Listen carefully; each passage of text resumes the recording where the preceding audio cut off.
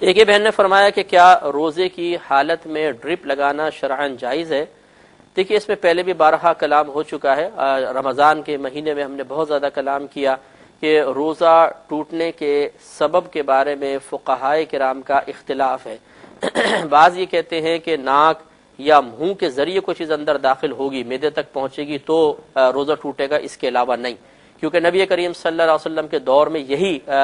رزق کے یا غذا کے اندر یا دوا کے اندر جانے کے ذرائع تھے اور اسی پر روزہ ٹوٹنے کا حکم دیا گیا تھا۔ لیکن بعض فقہا نے فرمایا کہ اصل میں جب دوا یا غذا پیٹ میں پہنچتی ہے تو دوا اصلاح کا کام کرتی ہے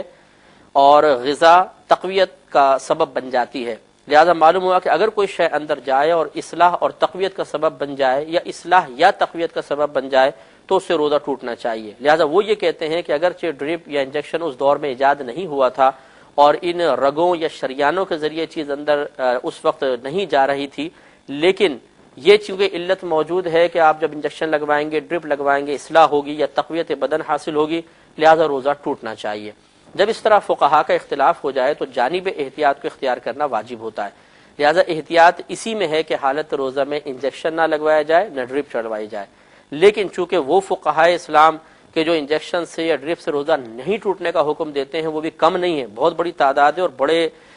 زبردست علم رکھنے والے ہیں، لہٰذا اس میں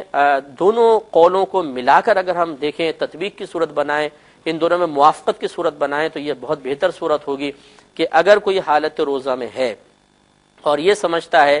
کہ میں ڈرپ یا انجیکشن کے بغیر روزہ پورا کر لوں گا تو اس پہ واجب ہوگا کہ وہ روزہ پورا کرے، ان چیزوں کو چھوڑ دے تاکہ اختلاف میں پڑنے کی ضرورت ہی نہیں ہے۔ اور اگر وہ سمجھتا ہے کہ ڈرپ یا انجیکشن کے بغیر روزہ پورا کرنا ممکن نہیں ہے، مجھے روزہ توڑنا ہی پڑ جائے گا، تو روزے کی حفاظت کرے اور انجیکشن یا ڈرپ لگوا لے اور روزہ کمپلیٹ کر لے، تو انشاءاللہ ایسی مجبوری کی حالت میں ان فقہا کے قول پر عمل کرنے کی برکت سے یہ اپنے روزے کو پورا کر سکے گا اور انشاءاللہ گناہگار بھی نہیں ہوگا۔